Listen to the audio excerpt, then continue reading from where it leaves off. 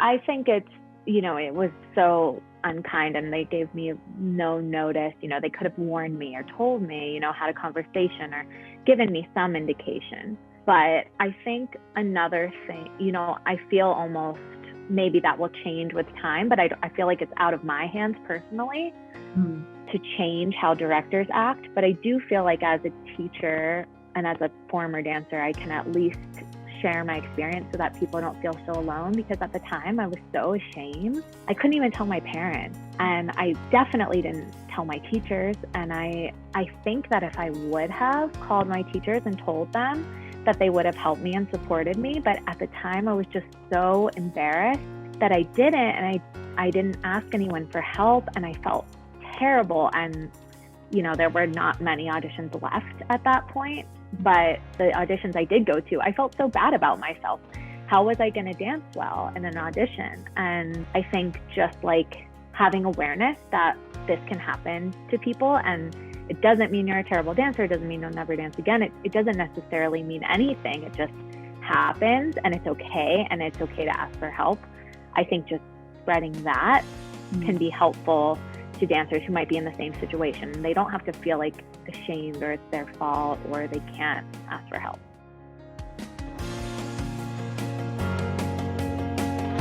Welcome to Point to Rise, your podcast that gives you permission to dream big, take messy action, and turn your talent into profit while turning your back on perfection. My name is Susanne Puerschel, high performance and mindset coach, former international ballerina, profitable entrepreneur, and founder of Point to Rise, a movement designed to empower dancers. It is my mission to use my own story as an inspiration for today's generation of dancers. And now sit back, stretch, warm up, or sip your coffee and love learning how much it matters to point at yourself first to rise to all that you are capable of. Lexi, thank you so much for being on the show today. I am so grateful for you. Happy 2021. Happy 2021. Thank you for having me. Thank you, my love. So what I would like to start today with is to ask you how you started dancing and why. Where did that thrive, the drive, the need, the want, where did that come from? So my mom, I think, took me to see my neighbor dance in the Nutcracker when I was 2 years old. And I would not stop talking about it. My mom thought that I wouldn't even sit through the whole thing, but I was just like so entranced. And I was literally like dancing after that all the time and asking my mom, when am I going to get to be on the stage? When am I going to get to dance? And I bugged her so much that she finally signed me up the following fall. So I was still 2, I think, but they let me sign up. I think I just turned 3, after we started or something like that. And yeah, it was always, I just needed to dance. I wanted it. It was always from me. My parents would have been completely fine if I gave it up. They tried to make me sometimes, but yeah, it was always from me. Do you remember what that why was? What really drew you in so much? Because I remember that 2-year-old girl. I was that girl too, that just, I don't care. Just put me in. I'm too young. Who cares? I want to dance. This is what I'm going to do. And you all need to listen because I'm going to put my foot down. It can change my mind, right? That's what it was. It's funny. I can't remember. I have memories from when I was that young, but I can't remember that specific moment or when I started. But I do remember when I was older, maybe around 10 or something like that. My mom driving me to ballet and saying do you want to just skip and we could go to the mall or do something else? And me being no, I have to go. I was very dedicated. And she was also do you like taking class? Is it just about the performance? Or do you actually like taking class? And I said, no, I like taking class. I love taking class. I love performing. I love taking class. I love all of it. And I was also just very dedicated to it. There was no option to not go one day. And nothing felt like a sacrifice, right? Like that's Never. never ever. Like can't go to a birthday party. Okay, that's all right. I'll just go take class again because it just fills your cup.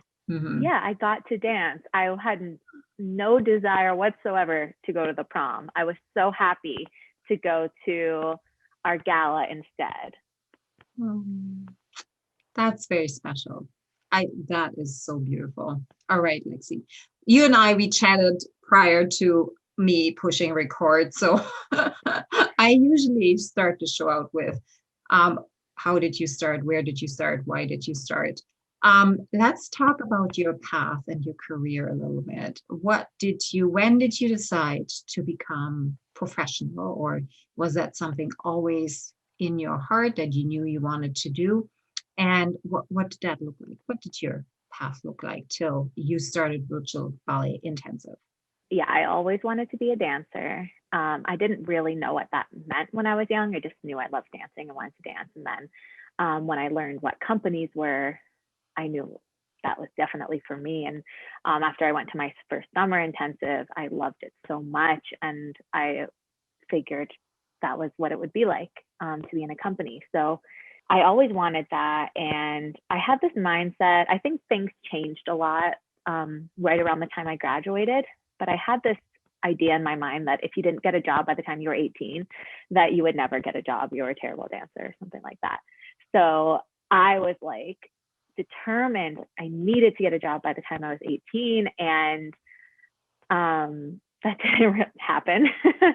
But I did have a great teacher who helped me. She kind of took me under her wing and helped. So I was 16 actually. And I knew that I had kind of outgrown the school that I was in where that teacher was. I had already been the sugar plum and it was kind of time. So she had really great teachers that had helped her. She danced for San Francisco Ballet before dancing with New York City Ballet. And they had really helped her make the change from San Francisco to New York City Ballet. So she trusted them so much. And they were both the director and the director of the school at Oregon Ballet Theater. So she helped me make a video and audition for their summer intensive. I went, I think maybe I was on scholarship. I can't remember. I went for the summer and it kicked my butt. I thought I was like at the top, and then all of a sudden it's like starting all over again. But they did ask me to join the school that following fall, and they offered me a scholarship. And so I had this conversation with my parents, convincing them to let me stay and live with a host family there and finish my senior year of high school there. So I did, and it was great and so hard. I remember crying through many classes because it was just so hard, and I had to prove myself all over again and kind of work my way up because I was never a favorite, even in my home studio. It took me a really long time to kind of be one of the people they noticed and saw and gave parts to and everything. So it was like that all over again.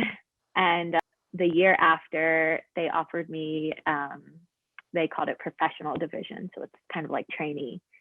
And so the following year I did that. And in the school, I had danced with the company like a few times, Nutcracker, we toured, and I did Sleeping Beauty with them. And then the following year in the professional division, it was more work with the company. So we would start in the morning at like 9:30 and take company class and then stand in the back learning all day.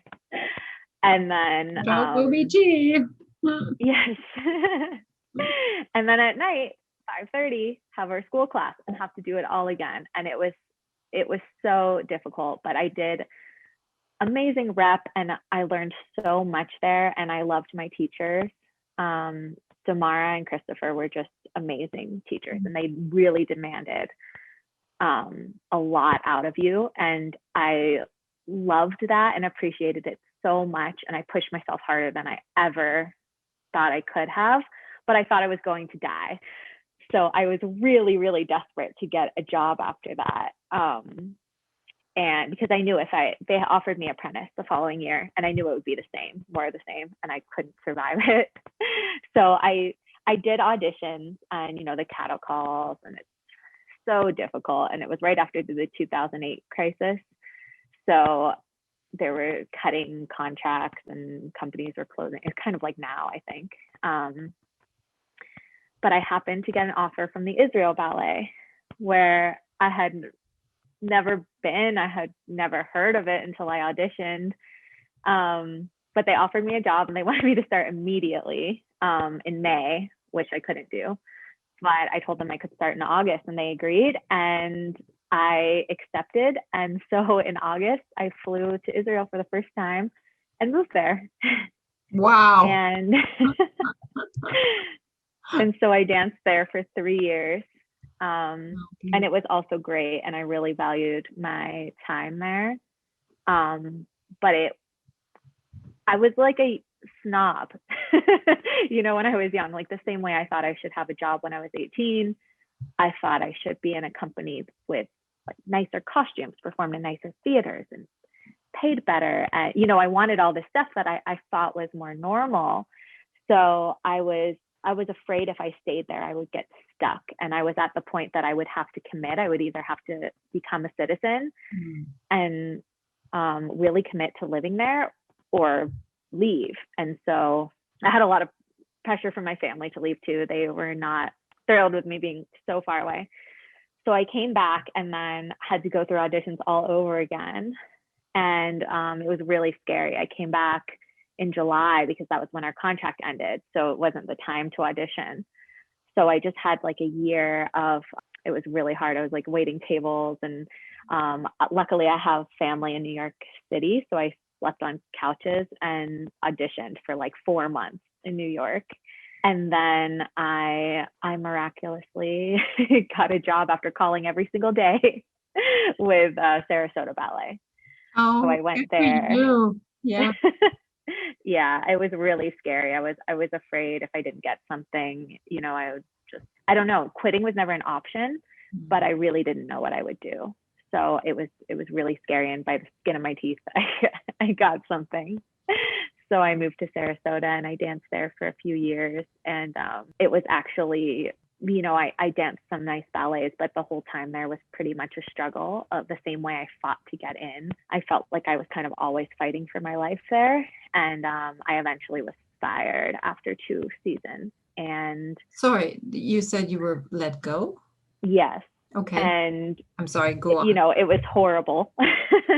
And I had to do it all over again. So I just like kept finding myself auditioning again and again and again. And that time it really got my confidence because it was the first time it wasn't my decision. You know, of course you face rejection auditioning, but it's different, you know, to have a job. And usually everywhere I went, I would earn respect. The longer I was there, they would like me more because I did work really hard and I didn't audition so well, but after time people would see me. And so to me it was like a huge shock because normally the longer I was in a place, the more they would like me. And you know, it seems like the opposite, or they never liked me really.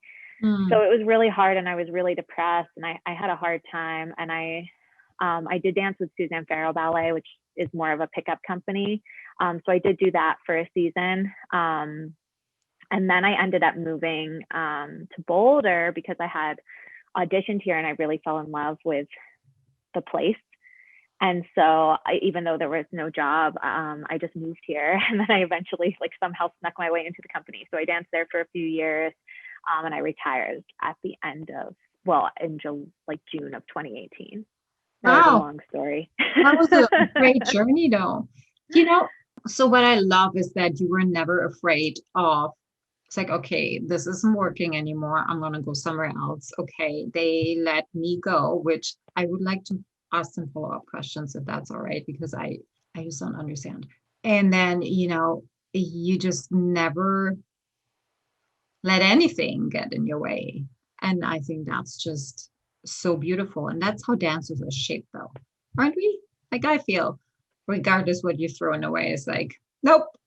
And that's why I think dancers make such great entrepreneurs because, you know, you keep on problem solving and you step over all of these different stones and you pivot in every direction as possible. And, oh, this doesn't work. Okay, I'm going to go this way, which is basically entrepreneurship, quite honestly. or a character trait of an entrepreneur. So when you said that, yes, you did an audition well, that after a while people would start seeing you and understanding who you were and would appreciate you for that. Why do you think that didn't work in Sarasota? Well, I have a few, this has haunted me, like around, I've gone over it so many times in my head. I have a few ideas that, first of all, I don't think it was ever the greatest fit for me, but because I was so determined and I called every day and, they finally said, okay, but it wasn't like, we love you and we want you. And I was always taught, my teacher that I mentioned in the beginning, she said, go where they like you. Don't try to like force yourself somewhere else. But it was kind of my only option at that point. So I forced it. So I think that's one big reason that I wasn't the right body type for that company. It was a very short company and everyone was super, super thin, and that just wasn't me. And I always wanted high extensions. I was really not flexible growing up. So I worked really hard and focused on extensions. That was what I wanted. And they didn't appreciate extensions. They didn't like extensions, very English, like 90 degrees, which I didn't really realize, I was working on me. So like trying to do my best, which for me is like legs as high as I can. So, it's just a different thing. And they love turners, and that wasn't really me. So like in general, it wasn't the greatest fit if I had been honest with myself. And I also didn't see that for myself either, that like, oh, maybe you should like focus on your turns or do this, or even ask them. I was so terrified to ask, what I should work on or anything like that. And they didn't communicate. My first season, I was an apprentice. And when they promoted me, I said, is there anything I can work on? And the answer was, make sure your partners know what they're doing. So your partners? My partners I'd be partnered with apprentice boys who didn't know what they were doing. So right. that was my one correction. So I didn't have much to go off of, but I also didn't maybe want to see that I needed to change or I don't know, but whatever it was that blocked me, I was never a great fit. And then the other part, I had at the beginning of my second season there, we were doing Serenade and Who Cares? And I absolutely love balancing, and like everyone does, but I grew up dancing it. And a lot of dancers there had never done it or didn't really know what it was, had never heard of it. Like it was my thing. And I was so excited. And I was put in second cast Serenade, and I was just devastated by that fact alone. Mm-hmm. It was my first year in the corps, and I was like hoping to, be first cast corps. That's just what I wanted, and I wasn't. And it was really hard for me. But a girl ended up getting injured. And so I went up to the directors, and that girl had an understudy, but she didn't really know it. And I went up to them and I said, like, I've danced this ballet 4 times and I know this part and I can do it. And that was the last time I was really brave there. And they put me in, and I should have been so happy, but every day was just like shooting me down. And now as a teacher, if I try to think of it from their perspective, like maybe they were trying to help me, or I don't know what it was, but I was always getting yelled at. Everything was always my fault. Sometimes I wasn't even on stage or like on the floor, and they would be telling me it was my fault. And it was just too much and I let it get to me. And I just kind of shut down. And after that, I just kind of like shied away. And I was like, okay, well, I learned my lesson. I'm not going to be bold anymore, and I'm not going to be pushy, and I'm not going to ask for stuff. And I'm just going to like be happy with what I have and work quietly. Mm-hmm. And I did. And I kept working in the back, but nobody saw me. And I remember asking, there were co-directors, and the wife she wasn't the one who told me I was let go, but I went to her and I asked, what happened? And I said, was it because I was too pushy? Was it because I asked to do Serenade? And she said, no, you got gold star for that. That was great. And I was so shocked for her to say that. She said, it's after that you kind of stopped. You didn't do anything anymore. And I could never, it was so hard for me to understand because I felt like I was failing when I was doing that. And for her, that was actually like the best thing I did. So, it's so, you'll never really know the reason. But she also made a comment to me about that I should wear a tighter bra. And like in that same conversation. So it made me wonder if I was just like too curvy for that company, if I was too big for them, which I was the only one that had like any shape at all. Everyone else just had like boy bodies. I'm so sorry you have to go through this because, yes, so I look at these kind of experiences always from like two angles, right? One is the pain that we're getting or we're receiving. And the other part is like, what's the lesson in us? Obviously, it wasn't a fit for you. And in hindsight, it would have been great to have actually clarity and closure to, hey, it hurts to be removed from a company. And the least that you can do is give me some closure or help me to become a better me, even though it might not be here. Like this should be your main interest. It's not the survival of the company. It's not the fundraising. It is your artist. And I think this is where the industry it was already in my times. You experienced this, Catherine Morgan experienced it over again now in 2019, 2020. So I think this is where we could change as teachers. And I know I'm certain that you are doing that with your students right now, that we're learning something from these experiences, right? But then there's the other side, that people that don't and pass on what they've been taught, the way they've been raised, the way they have experienced their career, and they think this is just the way it goes. And I'm not going to change anything. And I'm just going to be just like my teachers to my students. And this is where we're going like down somewhat of a dangerous path, I believe. Would you agree? Yeah. I mean, I think it's, it was so unkind and they gave me no notice. They could have warned me or told me, had a conversation or given me some indication. But I think another thing, I feel almost maybe that will change with time, but I feel like it's out of my hands personally to change how directors act. But I do feel like as a teacher and as a former dancer, I can at least share my experience so that people don't feel so alone, because at the time I was so ashamed. I couldn't even tell my parents, and I definitely didn't tell my teachers. And I think that if I would have called my teachers and told them, that they would have helped me and supported me. But at the time I was just so embarrassed that I didn't. And I didn't ask anyone for help, and I felt terrible. And, there were not many auditions left at that point. But when the auditions I did go to, I felt so bad about myself. How was I going to dance well in an audition? And I think just like having awareness that this can happen to people, and it doesn't mean you're a terrible dancer. It doesn't mean you'll never dance again. It doesn't necessarily mean anything. It just happens, and it's okay. And it's okay to ask for help. I think just spreading that can be helpful to dancers who might be in the same situation. They don't have to feel like ashamed or it's their fault or they can't ask for help. Yeah, agreed. Beautiful.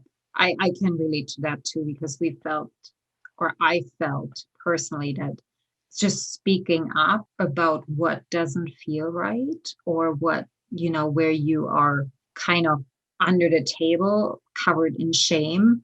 It's like, do I really have to be there? Am I that bad of a person or dancer that I can't come out anymore? Like, all we want is being seen and have the opportunity to stay on stage and shine, right? That's really all we want. And if the people in front of us are not giving that to us, we in return automatically think it has everything to do with us. And we don't even try anymore. We're just like relive that belief of us not being enough over and over again. And I think even if you say you can't make a difference in the directors, and I agree, we can't do that, but as a teacher, you can definitely pass on to your students what you have experienced in a very kind and, not blaming everybody. This is not what we're doing. We're just uncovering the layers here and speaking about our experiences and the truth that we've seen, that these things happen. And we may are not able to change them, but we are able how we react to it. Like we don't have to crawl up in a ball and be that small. We can stand up tall and say, hey, maybe this is not for me. Maybe I need to go somewhere else. And then you're able to still stand tall and dance your little heart out, right? Yeah, I agree. And I think if I had been honest with myself when I was there, I would have known I should try to find a different job. But like we had talked about earlier, I felt scared. I didn't want to jeopardize my job by auditioning. If the director found out you were auditioning, you could get fired just because of that, because you're not allowed. What kind of mindset is that too? I'm sorry. I also not blaming, but if you look at it from a corporate standpoint, from like you opened your own school, you have your own business. Like if you would be treating the people that are working with you the same way you were treated, I don't think you would have anybody helping you. Right. To not have job security, but also not allow them to make sure they have other options.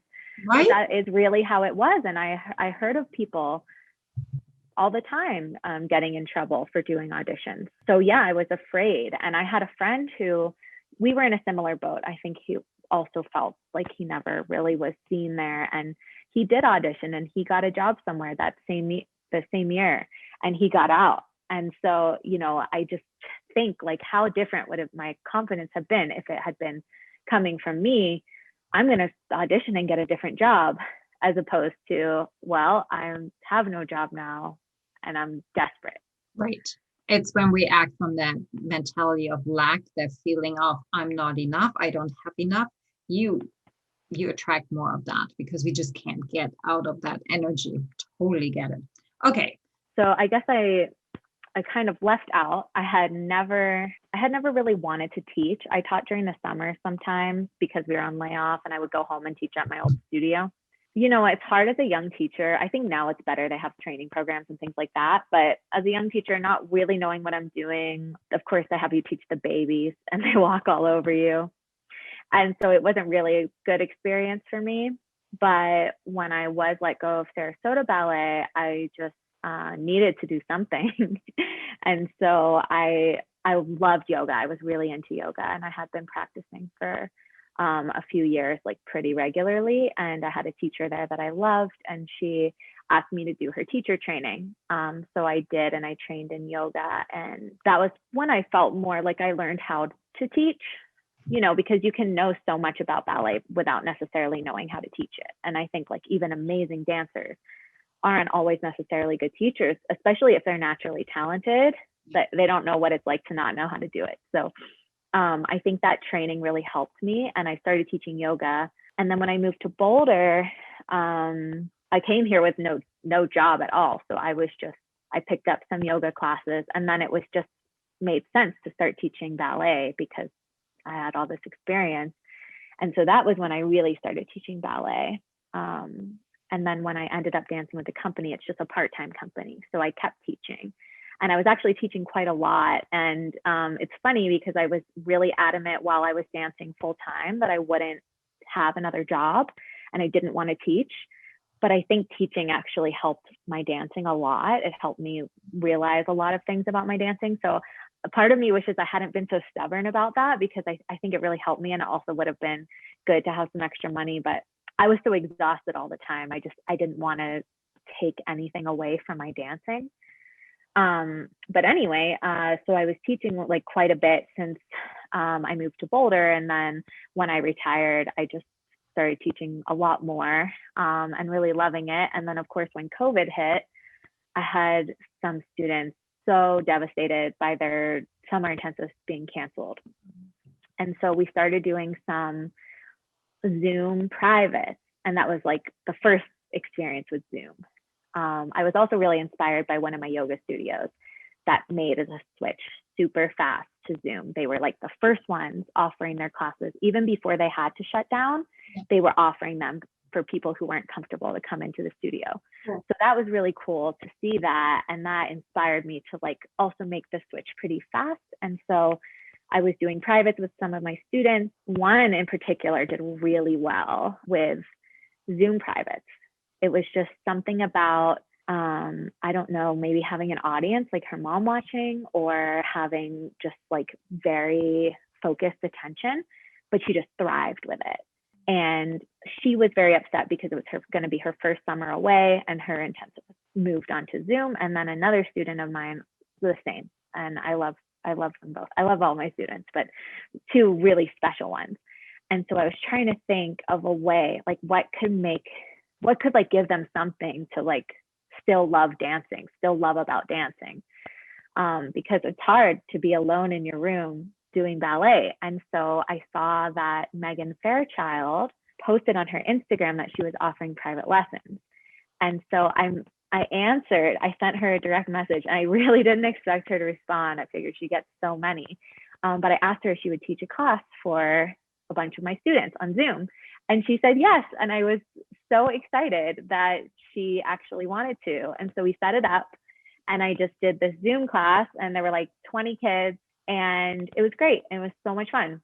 And from that, I was like, I should do a virtual summer intensive with teachers that kids will be really excited about, that maybe they would never get to work with, like Megan Fairchild, who's normally, you can only take her class if you go to SAB. And she's normally so busy dancing and performing that, she's not teaching. So I reached out to like my favorite teachers, like teachers that I had worked with or dancers that I admired, and put it together. And I had no idea if anyone would come, but my amazing husband, who does web marketing, helped me market this like crazy, because I don't know when this all came together, but it was probably mid-May or late May, and the intensives were in June, and it was a huge success and so much fun. It wasn't packed. I think there were like, around 12 kids, but it was perfect. It was like just the right amount. We had so much fun. We did variations. We did jazz and contemporary, and, of course, technique and point and conditioning. Like we did everything. And it was so great. And so there were students that still had no place to do online classes. Either their studio was back in person and they weren't comfortable, or just some small towns, the schools just closed or shut down, or there's just nowhere to go. So I had some students that wanted to continue. So I kept it up, and we have a few classes a week. And the kids are just like, they're so happy to have a class that they can go to, and a group of dancers that are in the same boat as them. And that's what we're doing. And we'll see if, we never know how the world is going to go with COVID, but we'll see. Maybe we'll have another intensive this June. I think you should. Yeah. We'll plan it for sure. Yeah. It wouldn't be the worst thing if the world was back to normal and everyone was dancing in the studio, and then it would be on to the next idea. But if we are still in some capacity locked down, then yeah, I think it would be a lot of fun. Or maybe people want to do it anyway. Yeah, even, as a supplement to their summer intensive. Oh, I think that's so great. I cannot really truly imagine or feel what it is right now for all the dancers out there that are unable to perform. If we're looking at, the main stars, they still have the opportunity because they're kind of the poster child for the company, and they're using them for marketing and for staying relevant and known. Yeah.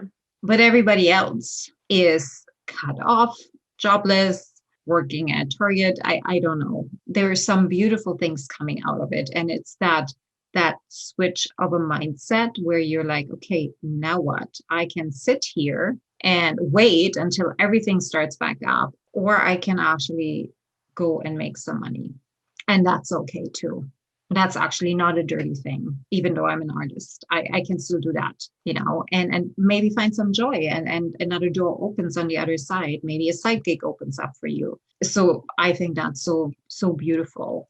I do have a follow-up question. I heard you say, I was always so tired from dancing. I know what that felt like, and I know why that was.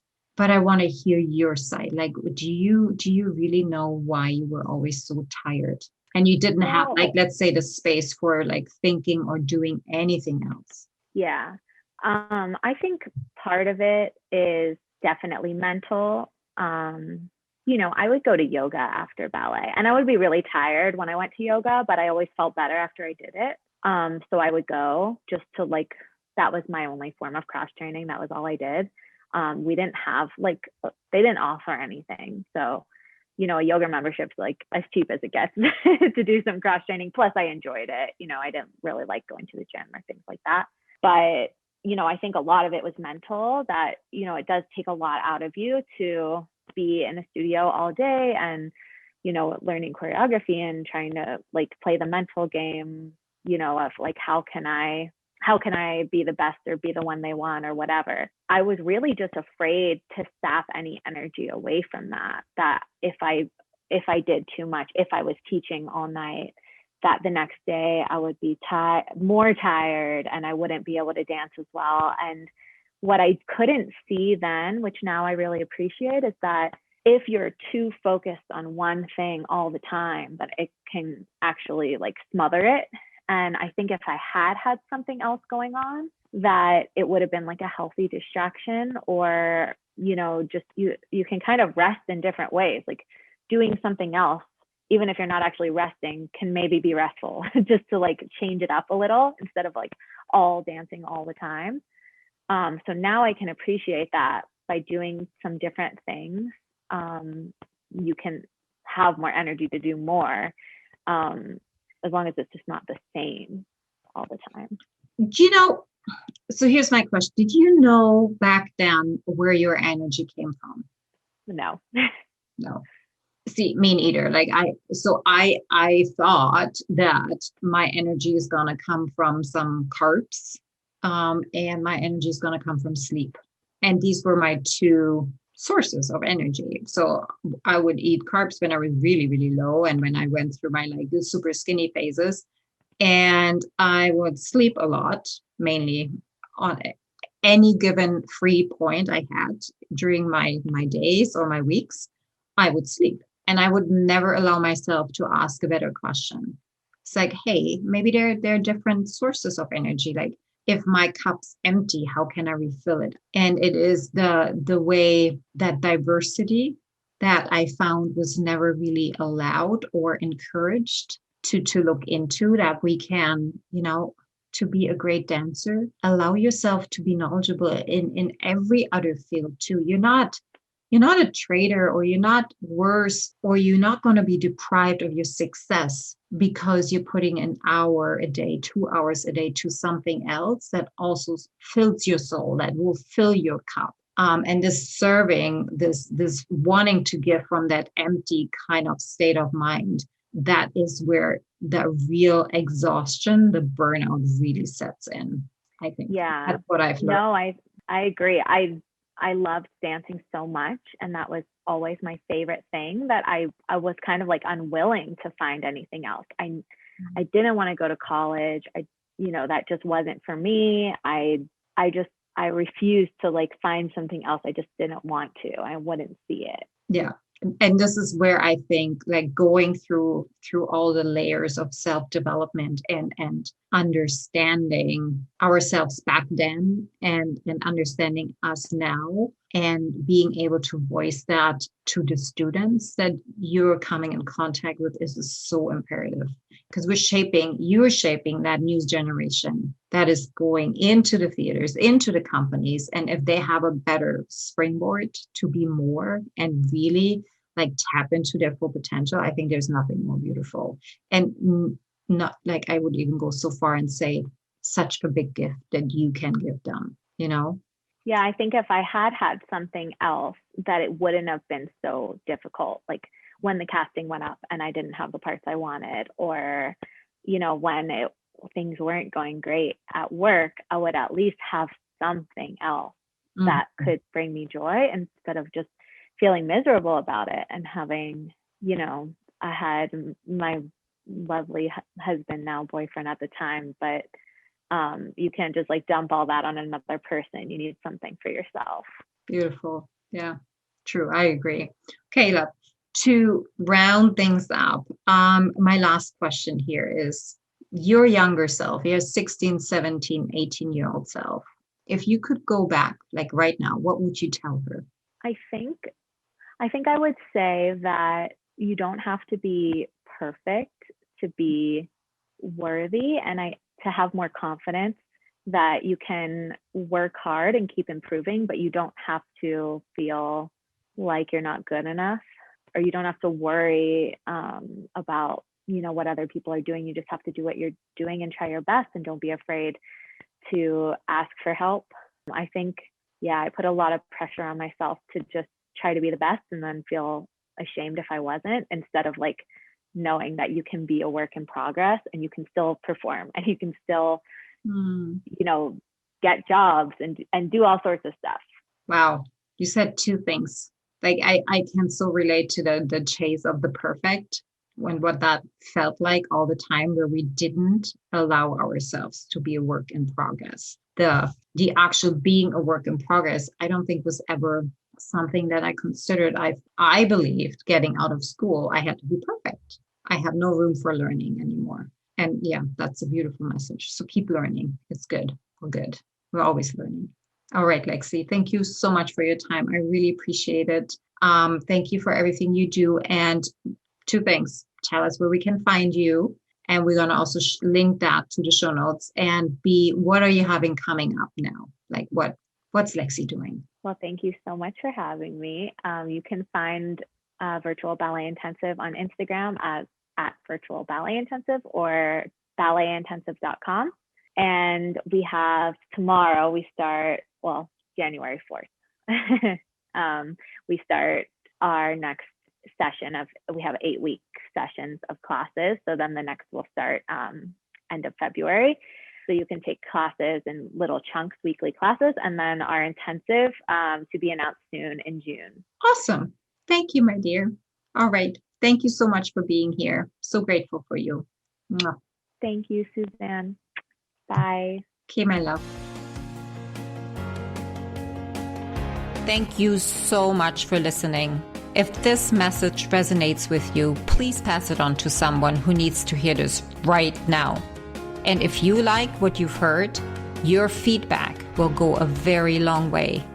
If you just take 30 seconds and leave me a 5-star review, that would mean the world to me. Till next time, point at yourself to rise to all that you are capable of.